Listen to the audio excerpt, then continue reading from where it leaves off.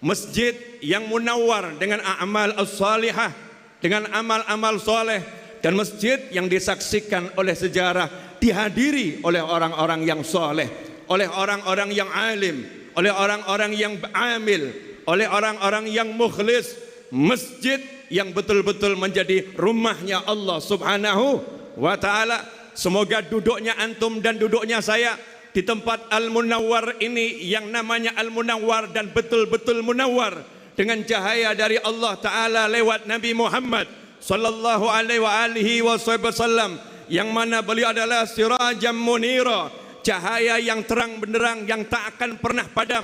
Cahaya api ada waktunya, cahaya LED ada waktunya, cahaya mentari ada waktunya, cahaya Nabi Muhammad sallallahu alaihi wasallam abadal abad, selama-lamanya.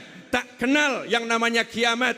Kalau yang namanya rembulan ada kiamatnya, kalau yang namanya matahari ada kiamatnya, kalau yang namanya hidup ada kiamatnya. Tapi kalau nur Nabi Muhammad sallallahu alaihi wasallam, cahaya tersebut tidak akan pernah padam selama-lamanya. Seiring perjalanan waktu, perjalanan zaman, Allah akan munculkan cahaya Nabi Muhammad sallallahu alaihi wasallam. Kenapa? Qala ya Jabir, inna Allah khalaqa qabla al-asya' nura nabika Muhammadin sallallahu alaihi wasallam min nurih. Karena Rasul pernah ditanya oleh sahabat yang bernama Sayyidina Jabir radhiyallahu taala anhu, "Wahai Rasul, apakah yang pertama kali diciptakan oleh Allah Ta'ala sebelum Allah menciptakan segala-galanya?" Maka dengan tegas, dengan lugas, dengan percaya diri, dengan penuh rasa syukur, Rasul menyatakan, "Qala ya Jabir, hai Jabir, innallaha," dengan innallaha, sesungguhnya Allah khalaqa qabla al-asya'. Rasul tidak menyatakan Allah khalaqa qabla al-asya', tetapi diawali dengan innallaha, untuk memberitahukan kepada kita semua keagungan apa yang akan disampaikan oleh Nabi Muhammad SAW, kemuliaan apa yang akan disampaikan oleh Nabi Muhammad sallallahu alaihi wasallam. Rasul berbangga karena tahadduts bin ni'mah adalah bentuk syukur. Maka Rasul nyatakan kepada Jabir, innallaha khalaqa qabla al-asya', sebelum Allah menciptakan segala sesuatu, sesungguhnya Allah menciptakan cahaya Nabi Muhammad sallallahu alaihi wasallam min nurih, dari cahayanya Allah Subhanahu wa ta'ala. Maka cahaya ini pun muncul dalam seluruh perilaku Nabi Muhammad SAW. Duduknya Rasul cahaya, jalannya Rasul cahaya, bicaranya Rasul cahaya, ilmunya Rasul cahaya, amalnya Rasul cahaya. Dan cahaya ini Allah izinkan dibagikan kepada umatnya. Maka siapapun yang mencontoh ucapan Nabi Muhammad SAW, siapapun yang mencontoh amalan Nabi Muhammad SAW, siapapun yang mengamalkan ilmunya Rasulullah SAW, maka saat itulah menempel cahaya Nabi Muhammad SAW dalam dirinya dan terpancar dimanapun dia berada.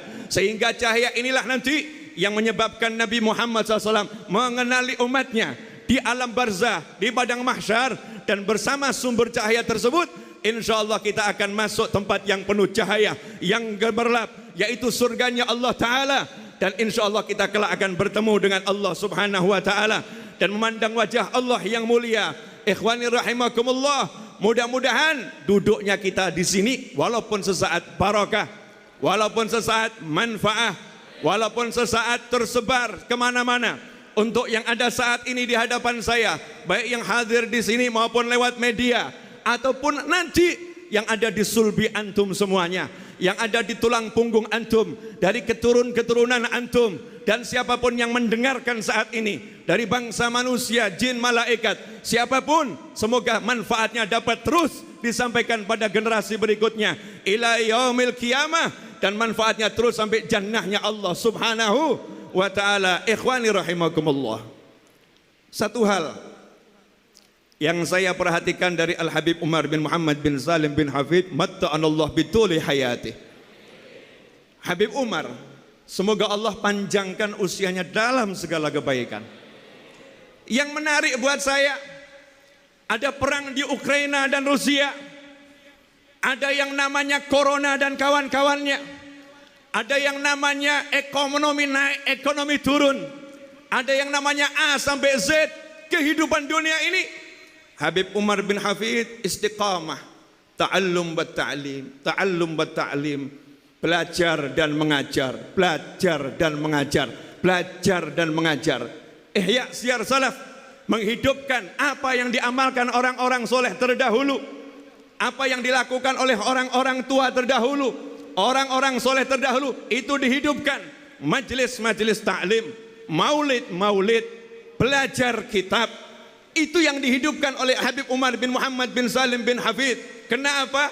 Karena itulah hidup yang sejatinya, itulah hidup yang sesungguhnya. Gak perlu kita bingung dengan apa yang terjadi dengan jagat ini, kalau kita punya yang menguasai jagat raya, yaitu Allah subhanahu wa ta'ala. Gak perlu kita bingung dengan kehidupan dunia ini, kalau kita dekat dengan Nabi Muhammad sallallahu alaihi wasallam. Kata bingung hanyalah untuk orang-orang yang gak percaya sama Allah. Kata bingung hanyalah untuk orang-orang yang gak beriman kepada Allah. Kata bingung hanyalah untuk orang-orang yang jauh dari Nabi Muhammad sallallahu alaihi wasallam. Tapi barang siapa yang hidupnya ruku', sujud, qiraatul Quran, istighfar, salawat, cari ilmu, birrul walidain, berbuat baik dengan sesama, menebarkan senyum kemana-mana, maka la khaufun alaihim walahum yahzanun. Mereka tidak akan tertimpa di hatinya rasa khawatir. Gak akan khawatir besok makan apa, gak akan khawatir besok hidupnya bagaimana, gak akan khawatir. La khaufun alaihim walahum yahzanun. Dan mereka tidak akan pernah bersedih ketika ada hartanya yang hilang, ketika jabatannya turun, ataupun ketika ada orang-orang yang gak suka, yang membenci dan mencaci maki. Seperti diceritakan Sayyidina Abu Hurairah radhiyallahu ta'ala anhu, ketika sedang duduk, kemudian datang seseorang berkata kepada Sayyidina Abu Hurairah radhiyallahu ta'ala anhu, apakah engkau yang bernama Abu Hurairah, pecinta kucing, pelindung kucing, penyayang kucing? Maka beliau mengatakan, "Na'am, betul, itu aku." Maka orang tadi dengan lugas, dengan tegas, dengan kasar mengatakan, "La, kamu bukan pecinta kucing, kamu bukan pelindung kucing, tapi anta sarikul hir, kamu adalah pencuri kucing. Kamu pencuri, bukan pencinta." Ikhwani rahimakumullah, Sayyidina Abu Hurairah radhiyallahu ta'ala anhu yang tidak akan tidur sebelum membaca istighfar 1000 kali. Sampai kita kenal tasbih Sayyidina Abu Hurairah itu buat tasbih dari tali. Setiap satu tali diikat bundar-bundar sebanyak 1000 ikatan. Beliau katakan, saya tidak akan tidur sebelum selesai baca istighfar 1000 kali. Sayyidina Abu Hurairah radhiyallahu ta'ala anhu yang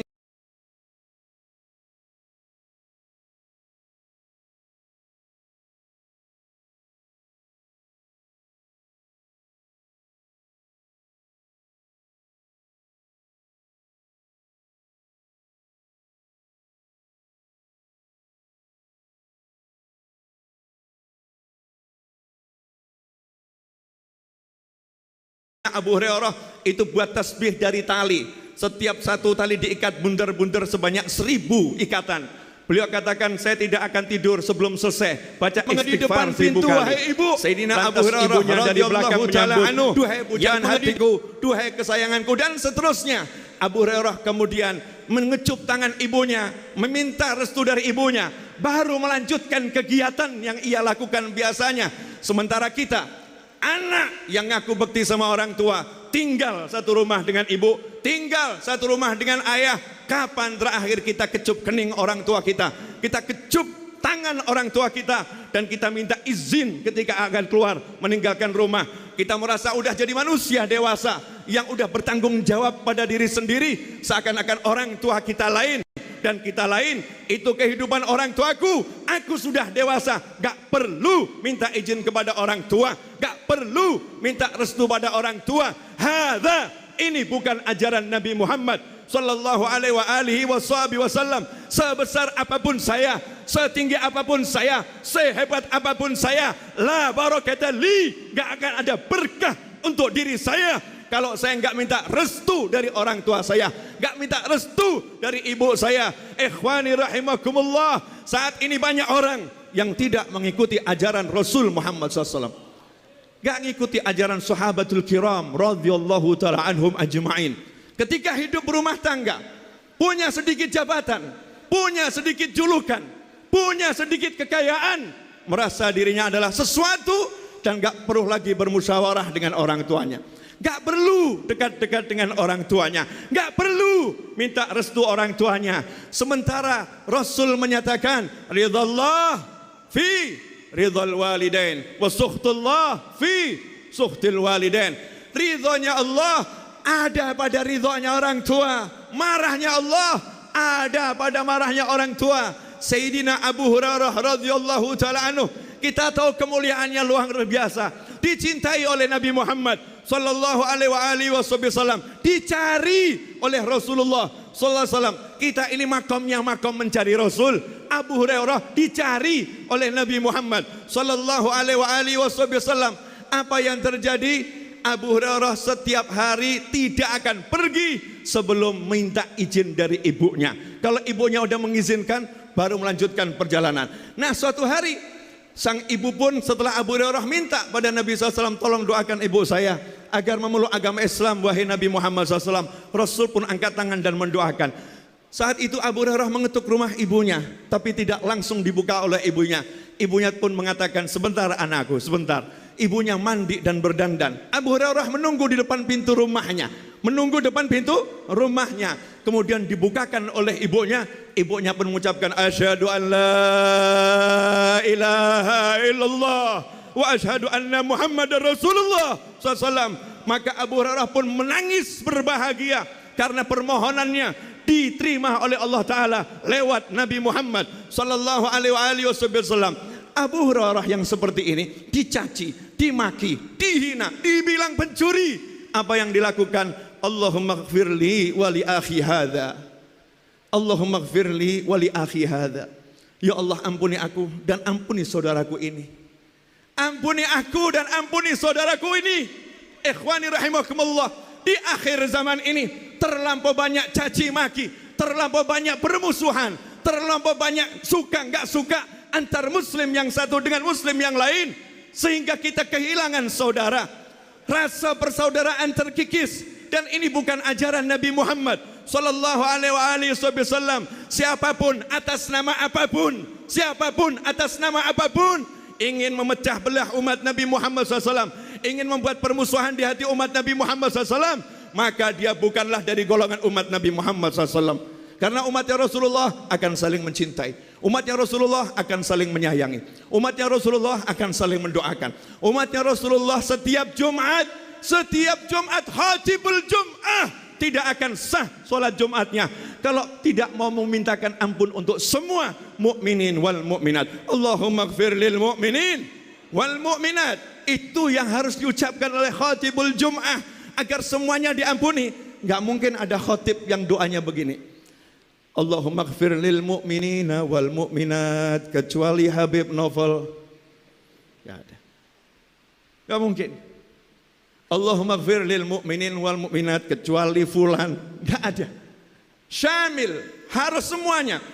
Hatinya harus terbuka, gak punya iri, gak punya dengki, gak punya dendam, gak punya permusuhan kepada siapapun yang beriman kepada Allah dan kepada baginda Muhammad sallallahu alaihi wasallam. Sampai-sampai makanya diancam oleh Nabi Muhammad SAW. Siapa yang dia bulan suci Ramadan, di bulan suci Ramadan dia masih bermusuhan dengan yang lain sesama muslim, maka dia tidak akan mendapatkan ampunan ya Allah Ta'ala.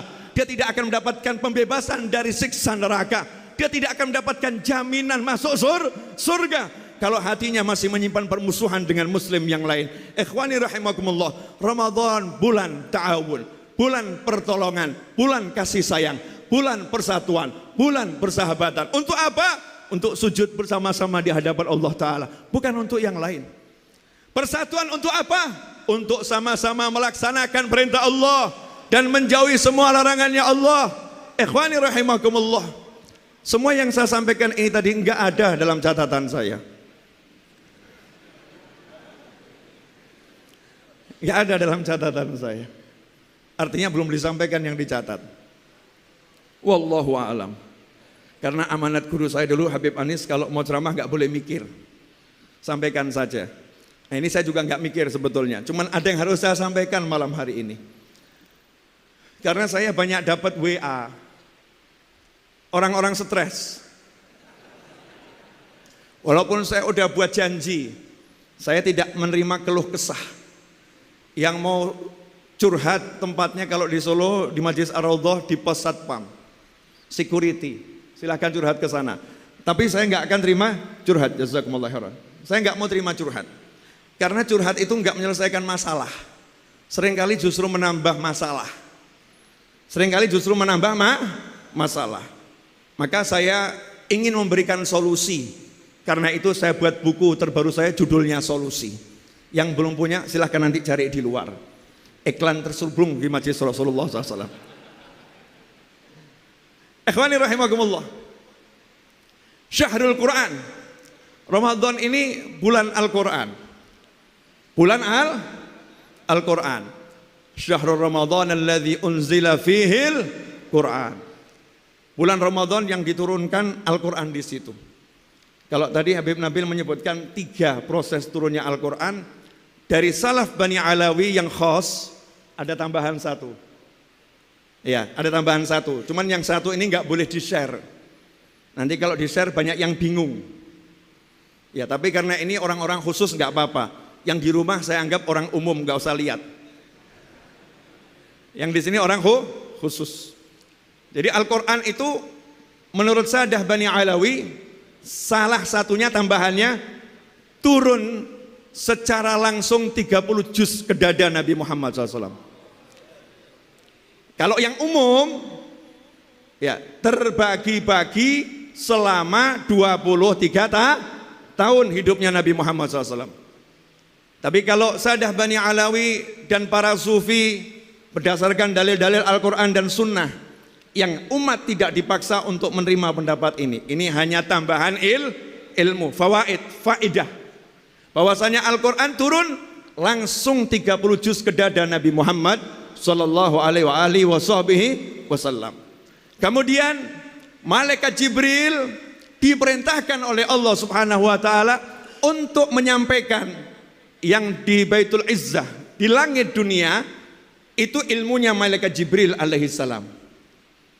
Itu takriman, kemuliaan yang Allah berikan untuk malaikat Jibril alaihissalam. Malaikat Jibril bawa sesuai yang diperintahkan Allah. Dan hikmahnya apa? Nabi Muhammad SAW sudah tahu semuanya, tapi nggak boleh membuka satupun oleh Allah Ta'ala kecuali atas izin Allah lewat malaikat Jibril alaihissalam. Asrar ilahiyah di dada beliau nggak boleh dibuka. Makanya ada ayat Al-Quran yang menyatakan jangan engkau tergesa-gesa membacanya sebelum Jibril selesai menyampaikannya. Lita'ajjala bih.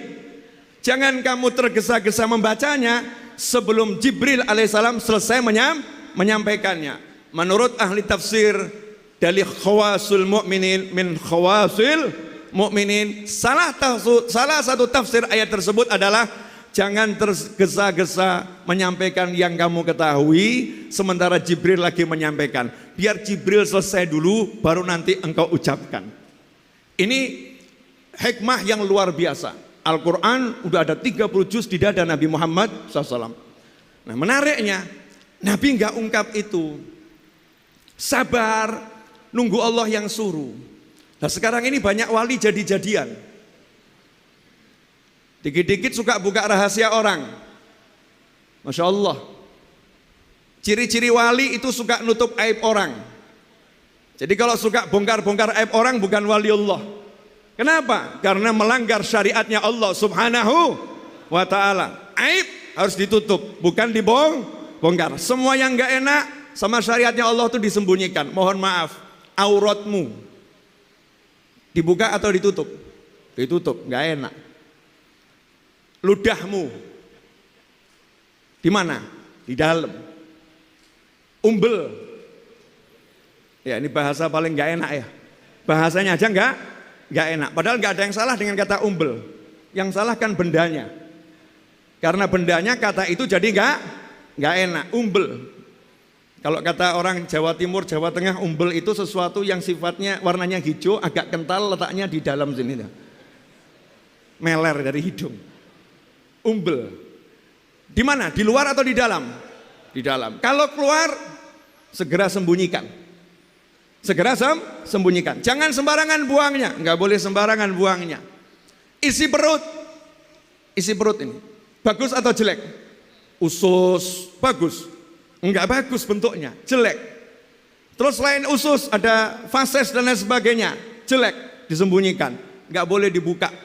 Enggak boleh dibuka. Ketika mengeluarkan, tempatnya harus tertutup. Aromanya enggak boleh ganggu orang. Aromanya enggak boleh ganggu orang.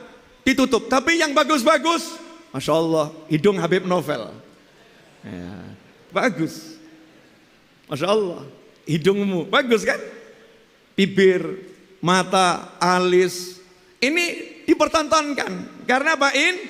Indah. Innallaha jamil yuhibbul jamal. Sesungguhnya Allah Maha Indah, mencintai keindahan. Saya pernah tanya sama seorang ulama, semoga Allah panjangkan umurnya dalam kesehatan, ketakwaan dan kebaikan. Ya Syekh, ini mulattahun bidzunub. Wahai guru, saya berbelepotan dosa. Tolong dikasih sesuatu yang bisa menghibur diri saya. Sebelum saya lanjutkan, waktu saya sampai jam 11 kurang seperempat. Jadi masih kurang 15 menit lagi. Kecuali nanti kalau Habib Nabil yang nyuruh saya nambah, baru saya tambah. Karena saya tamu, ya gharib kun adib. Hei tamu, jadi orang yang berakhlak, beradab. Jangan jadi tamu yang gak punya adab.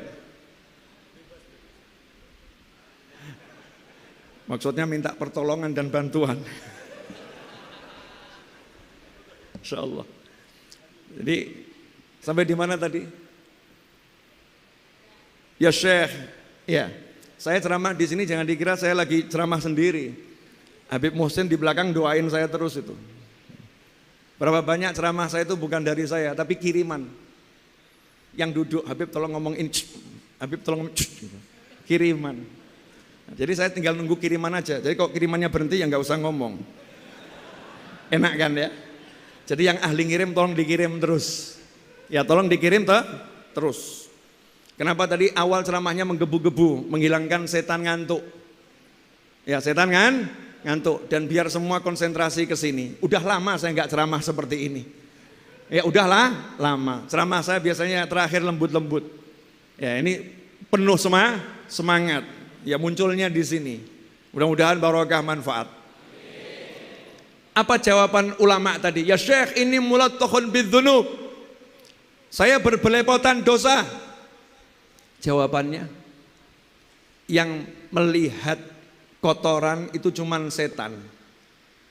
Yang mengkais-kais sampah itu cuman anjing. Kalau Allah wasattarul uyub, Allah itu enggak mau lihat aib, makanya ditutup sama Allah Ta'ala. Innallaha jamil yuhibbul jamal. Allah sendiri menyatakan lewat lisan Nabi Muhammad SAW, Innallaha jamil, Allah maha indah dan Allah suka pada keindahan. Jadi jangan khawatir terhadap dosa-dosamu, karena yang mencari dosamu dan kesalahanmu hanya anjing dan setan. Tapi kalau mukmin, muslim, malaikat, Allah akan menutup aib dan dosamu. Allah akan mengampuni semua dosamu dan Allah hanya akan melihat yang baik-baik dari dirimu. Yang baik-baik dari dirimu. Nah, ini ngeri ini sekarang ini. Ya, jangan sok wali-walian. Datang satu orang sakit, terus kamu bilang, oh kamu dibuat sama sepupumu, ini kirimannya sepupumu, Masya Allah. Putus tali silaturahim.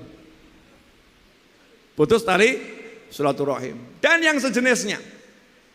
Yang namanya al-wali, wali itu yang melaksanakan semua perintah Allah dan menjauhi semua larangan Allah. Wali itu yang beradab dengan adabnya Nabi Muhammad Sallallahu alaihi wasallam, itu wali.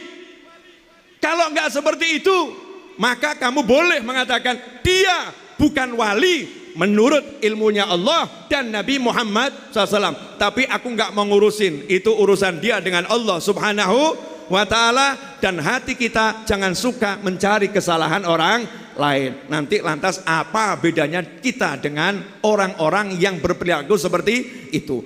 Kenapa ini disampaikan? Agar kita nggak salah cari guru. Guru udah jelas, sholatnya berjamaah, itu guru. Lisannya ratban min dzikrillah, itu guru. Berbakti pada orang tua, itu guru. Menundukkan pandangan dari yang haram, itu guru. Termasuk tidak memandang tajam kepada orang lain dengan pandangan merendahkan, karena itu haram, itu guru. Wajahnya mubtasiman, wajahnya berseri-seri, wajahnya menenteramkan, wajahnya meneduhkan, ucapnya mengayomi, itu guru. Guru ngerti rukunnya sholat, guru ngerti yang membatalkan sholat, guru ngerti rukunnya wudhu, guru ngerti yang membatalkan wudhu. Saat ini Masya Allah, ditanya rukun sholat apa nggak paham, ditanya yang membatalkan sholat apa nggak ngerti. Nah, kemudian kita ngaku diri kita guru. Na'udzubillah min dzalik. Ikhwani rahimakumullah. Malam ini mulai saya akan jelaskan yang saya kumpulkan. Mudah-mudahan manfaat. Ini semua yang kumpulkan ini hadis Nabi Muhammad SAW dan salah satu ucapan sahabat. Jadi banyak orang pusing, banyak orang stres. Banyak atau sedikit? Banyak ya. Padahal obatnya mudah. Obatnya mudah. Saya kalau lihat kehidupan kota Jakarta ini, ayam mati saya. Kok bisa begitu? Majelis ada di mana-mana. Sayyidina Abdullah bin Mas'ud radhiyallahu taala anhu menyatakan, kalau hatimu resah, gelisah, bingung, sumpek, nggak enak semua, pikiranmu kacau, maka obatnya ada 3. Salah satunya duduk di majelis ilmu. Salah satunya lagi, dengarkan orang yang membaca Al-Quran. Obat. Saya mau nanya sekarang, membaca Al-Quran itu bayar atau gratis? Pergi ke psikolog, ke psikiater bayar atau gratis? Kamu naik ke atas gunung bayar atau gratis? Bayar. Betul enggak? Transportasinya bayar semua. Kalau baca Al-Quran butuh transportasi? Enggak. Cukup duduk selesai. Enggak bisa baca, dengarkan. Dengarkan Al-Quran bayar atau gratis? Gratis. Coba kalau nanti saya jadi Presiden RI tahun 7000 Masehi, saya akan buat peraturan. Mendengarkan Al-Quran, saya loh ya, jangan ditiru ya, mendengarkan Al-Quran sekarang berbayar. Pusing enggak kamu? Pusing enggak? Pusing. Besoknya saya dicopot. Buat aturan aneh. Gak mungkin ada presiden seperti itu. Tapi sengaja saya kasih contoh seperti ini. Dengarkan Al-Quran itu gratis, bacanya gratis. Tapi benefit yang kamu dapatkan, ya ngomongnya agak keren dikit ya, benefit. Kalau ngomong manfaat, fadilah, pahala yang kamu dapatkan, gak mau didengerin. Begitu bahasanya dikit dirubah, benefit. Masya Allah. Maka saya lagi tulis buku judulnya Inspirasi. Bahasanya keren, inspirasi. Padahal isinya kalam-kalam ulama. Qala Syekh Abdul Qadir Al-Jilani. Dikira inspirasi ucapannya John Wick atau siapa ya, John Milton, John siapa ya. Ternyata isinya kalam para ulama. Tapi judulnya sengaja saya buat biar anak-anak muda nih. Ini di hadapan saya kan muda semua ya. Ya makanya saya semir rambut coklat tua, biar nggak kelihatan kalau udah tua. Benefitnya apa? Wa idza quri'al Qur'anu fastami'u lahu wa ansitu la'allakum turhamun. Satu ini udah cukup. Kalau dibacakan Al-Quran, lu enak ya, nggak pakai baca lu, dibacakan Al-Quran. Fastami'u lahu wa ansitu. Dengarkan dan dengarkan dengan diam dan seksama. La'allakum, pasti kalian turhamun, dilimpahi rahmat oleh Allah Subhanahu wa taala. Saya mau nanya, kalau ada satu orang udah diguyur rahmat, sumpeknya hilang enggak? Pasti hilang. Kalau ada satu orang diguyur rahmat, masalahnya beres enggak? Pasti beres. Kalau ada satu orang diguyur rahmat, tentram enggak hatinya? Pasti tentram. Caranya gimana? Mudah atau susah? Mudah. Duduk, dengarkan qiraatul Quran. Paksakan diri duduk itu. Nah, apalagi kalau duduknya diatur, istrinya diajak tadarus, anaknya diajak tadarus, orang tuanya membaca, anaknya mendengarkan, anaknya membaca, orang tuanya mendengarkan. Masya Allah.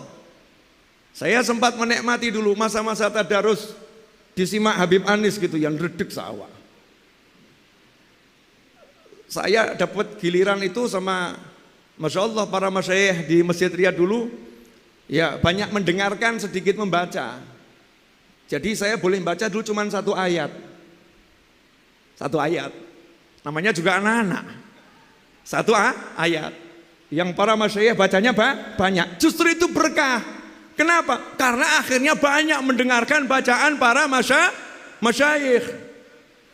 Ibu saya, semoga panjang umur fi taatillah sehat wal afiyah, amin. Dan juga ibu antum semuanya.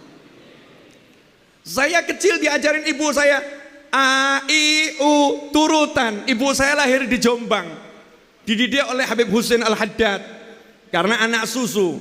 Kakek saya itu saudara, ikhwan fillah. Kakek saya dari ibu itu adalah khadimnya Habib Husain Al-Haddad. Ketika kakek saya meninggal, semua anaknya kakek saya diasuh oleh Habib Husain Al-Haddad dan diambil jadi anak susu semuanya. Yang laki-laki ditransfer ke Jakarta, dimasukkan ke Darul Aitam. Darul Aitam waktu itu punya peraturan, balik wajib keluar karena bukan aitam lagi. Balik wajib keluar karena bukan aitam lagi. Keluar, Masya Allah, jadi orang semuanya. Jadi orang bener. Bisa bekerja, bisa punya duit, bisa punya ilmu, manfaat untuk umat Nabi Muhammad Sallallahu Alaihi Wasallam. Beruntung saya, guru ngaji saya, ibu saya sendiri. A, I, U, babi, bu, tati itu. Sehingga kita punya kesenangan mengenang itu saja, hati senang. Lah, mana sekarang anak yang tadarus sama orang tuanya? Mana? Ini silakan para orang tua dan para anak dicek diri kita masing-masing. Kapan kita terakhir tadarus sama ayah atau ibu kita? Masya Allah. Pergi ke masjid rajin, ngaji di rumah nggak pernah. Pergi ke masjid rajin, pergi ke majelis rajin, rumahnya nggak pernah dibacakan Al-Quran. Sehingga nur itu ada cuma di masjid, nggak ada di rumah. Maka Rasul menyatakan, jangan jadikan rumah kalian seperti kuburan. Bacakan surat Al-Baqarah, setan akan lari dari rumah yang dibacakan surat Al-Baqarah. Kalau surat Al-Baqarah saja lari apalagi 30 juz Al-Quran dibacakan dalam rumah. Rasul menyatakan, al-bait, rumah yang di dalamnya dibacakan Al-Quran, yakthuru khairuh, akan jadi banyak kebaikannya. Saya akan bacakan hadisnya biar enggak salah.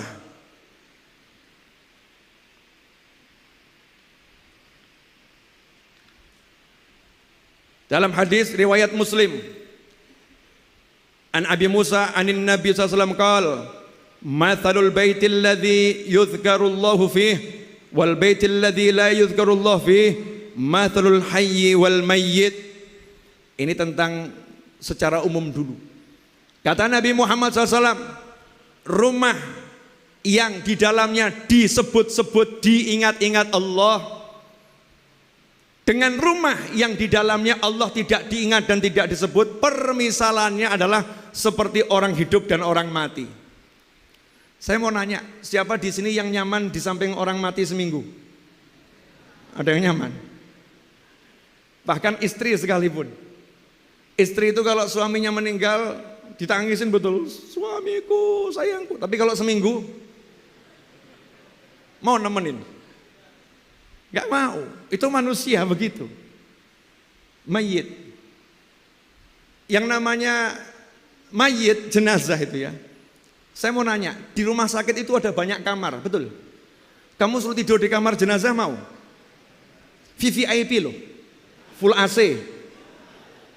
Oh ya, ada TV-nya 65 inch, koneksi internet full speed, tapi ada 100 jenazah di sampingmu, mau? Tidak mau? Moh gitu ya.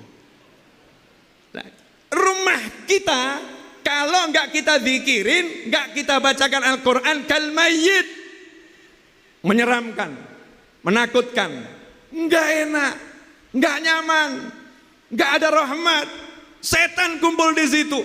Makanya seorang sahabat berkata, anna Abu Hurairah kana yakul, sahabat itu adalah Sayyidina Abu Hurairah yang tadi saya sebutkan banyak kisah beliau radhiyallahu ta'ala anhu, berkata dalam riwayat Darimi, innal baita la yattasi'u ala ahlihi wa tahdhuruhul malaikah wa tahjuruhu syayatin wa yakthuru khairuh in yuqra fihi al-Qur'an. Sesungguhnya rumah jika dibacakan Al-Quran di dalamnya, maka rumah itu akan menjadi luas untuk penghuninya. Nih yang punya rumah ukuran 5x4, nggak usah keluar banyak duit. Kalau mau beli rumah ukuran 500 meter persegi kan banyak duit ya. Gimana rumah 5x4 20 meter persegi rasanya bisa seperti 1 hektar. Mau enggak? Ini repot juga ini. Masa sih Beb? Generasi masak sih ini repot ini. Mana mungkin, generasi mana mungkin, opo iyo. Ya, generasi opo iyo ini repot. Karena luas itu di sini loh. Luas itu di sini.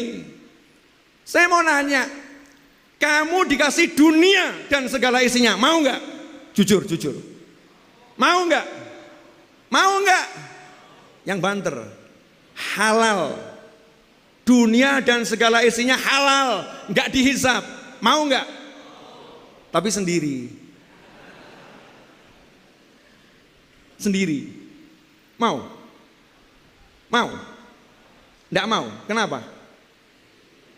Lu kan enak punya emas, lautan kamu nikmati sendiri, nggak ada yang ganggu, pantai milikmu. Asik nggak? Macan-macan, kucing-kucing itu ya teman abadi. Mau? Enggak. Karena luas itu di sini. Bukan yang kanan kiri, bukan. Makanya sahabat paham. Paham. Salaf paham. Ulama paham. Orang soleh paham. Wali paham. Ya al-us ahahuna. Keluasan itu di sini. Alam nashrah laka sadrak wa wada'na anka wizrak. Kelapangan hati. Kalau hatinya udah lapang, maka sekitarnya itu jadi luasnya luar biasa. Kalau hatinya sempit, dunia terasa sempitnya luar biasa. Caranya bagaimana? Kalau pengen rumah itu jadi luas, kemudian malaikat itu antri hadir datang ke rumah tersebut, dan setan-setan lari terbirit-birit ya, lari menyingkiri rumah itu, maka bacakan Al-Quran. Bacakan Al-Quran. Wa innal baital, dan sesungguhnya rumah la yadhiqu ala ahlih, akan menjadi sempit untuk penghuninya. Meskipun rumahnya 10 hektar sekalipun, akan jadi sempit untuk penghuninya. Wa tahjuruhul malaikah, malaikat akan menjauhi rumah itu. Enggak akan ada yang mau masuk ke situ kecuali malaikat Israil alaihi salam. Yang mau berkunjung cuman Israil alaihi salam. Kamu kalau dengar nama malaikat Israil ngucap alaihi salam. Kalau sekarang kamu sejak dini nggak pernah ngucap salam, nanti malaikatnya datang juga nggak pakai salam. Tapi kalau kamu udah biasa alaihi salam, malaikatnya datang ya assalamualaikum dulu. Malaikatnya kulon nuwun. Malaikatnya nanya, pengen meninggal model seperti apa? Lu serius? Habib Abdurrahman As-Segaf yang 1 hari khatam Al-Quran, 4 di siang hari, 4 di malam hari, wafatnya itu ketika sujud sholat asar. Ayahnya Habib Syekh bin Abdul Qadir As-Segaf, Habib Abdul Qadir bin Abdurrahman As-Segaf, itu wafatnya sujud jadi imam sholat Jumat, sujud yang terakhir. Ditanya pengen meninggal yang seperti apa modelnya, kan keren, asyik. Syaratnya apa? Salah satunya yang sering-sering ngucap salam kepada malaikat Israil alaihi salam.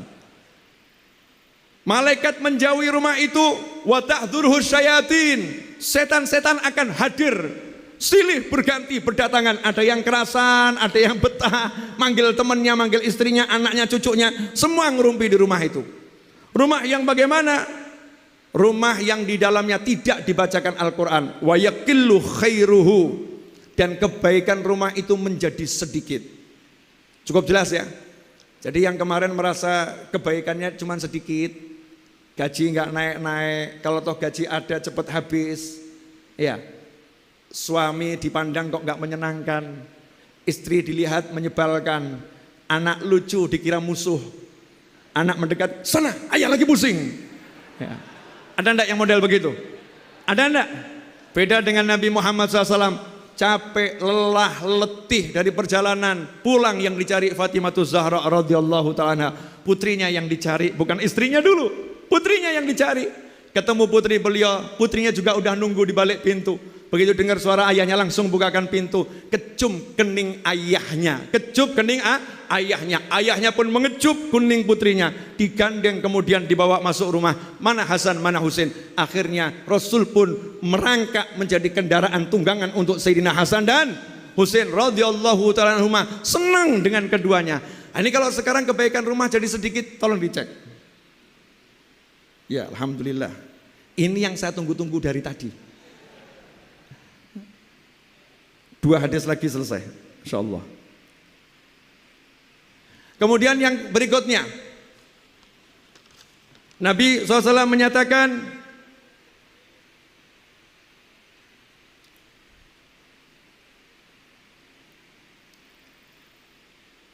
Al-baitul ladzi yuqra'u fihi al-Qur'an yatara'a li ahli as-sama' kama tatara'a an-nujumu li ahli al-ard.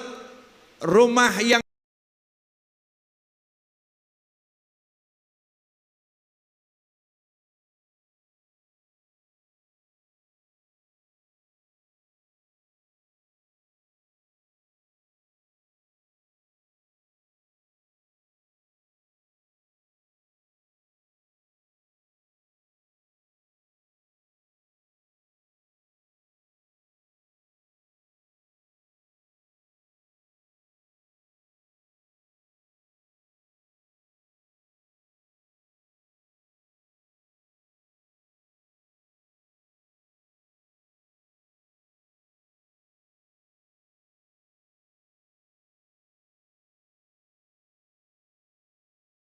Hai pemain 1, siap hadapi tantangan ini? Masuki Valorant dan main. Kita baca Al-Quran lagi yuk. Ini malam nuzulil Quran, mau di Hadramut, mau dimanapun kita lihat para ulama itu sibuk baca Al-Quran. Habib Ali Al-Habsyi setiap taraweh itu 10 juz, 3 hari sekali hatam. Bukan taraweh sama santri. Kalau taraweh sama santri 1 hari hatam saya percaya, tapi taraweh sama satu kampung. Tarawih sama satu kampung 10 juz. Ini imamnya luar biasa, makmumnya juga luar biasa. Sayyidina Utsman bin Affan radhiyallahu anhu 1 rakaat khatam Al-Quran. 1 rakaat khatam Al-Quran. Kalau kita mau hidup kita bahagia, yuk mulai belajar baca Al-Quran dan ajarkan Al-Quran. Khairukum man ta'allamal Quran wa 'allamah, atau kama qala sallallahu. Yang terbaik di antara kalian adalah yang mau belajar Al-Quran dan mengajarkannya kepada orang lain. Ikhwani rahimakumullah. Super penutup. Satu kisah.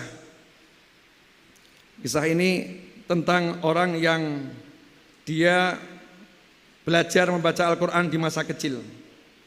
Namanya Syekh Syamsuddin Ad-Dimyati. Tahun 918 Hijriah.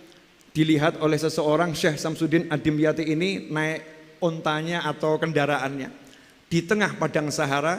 Di depan itu lihat ada kakek-kakek tunanetra digandeng sama anak perempuannya. Tiba-tiba Syekh Syamsuddin Ad-Dimyati ini ulama karismatik yang kalau orang mau ketemu beliau saja sampai-sampai selendangnya ini dilemparkan begini biar kena badannya karena nggak bisa salaman. Beliau turun dari kendaraannya, kemudian berjalan menghampiri orang tua tadi dan mencium tangannya. Setelah itu menemaninya jalan sampai beberapa kilo. Maka muridnya yang melihat ini pun nanya, guru siapa orang itu? Kok engkau muliakan sedemikian rupa? Sementara semua orang ingin cium tanganmu, tapi kok engkau ngejar cium tangannya, bahkan capek-capek jalan kaki bersamanya. Maka dijawab, Bapak itu dulu waktu saya kecil pernah ngajari saya membaca beberapa ayat Al-Quran. takzimnya ulama sama guru ngaji seperti ini.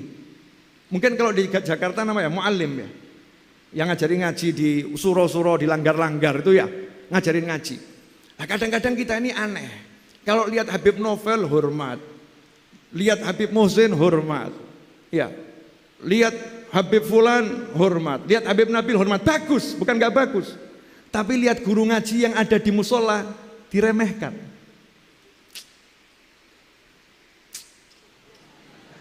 Ngeremehin. Ini bukan akhlaknya Ahlus Sunnah wal Jamaah.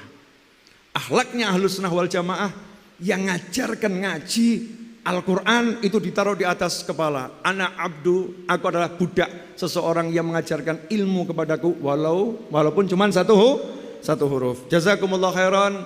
Ikhwani rahimakumullah. Pesan saya kepada semuanya, ingatlah kalau kita pengen sukses dunia akhirat, yuk hidupkan Al-Quran di rumah kita masing-masing. Alhamdulillah langgar dan suro sudah bermandikan cahaya Al-Quran. Jangan sampai rumah kita jadi kuburan. Wa hakadza wal afu minkum wa sallallahu ala sayyidina Muhammadin wa alihi wasallam walhamdulillahi rabbil alamin. Wassalamu alaikum warahmatullahi wabarakatuh.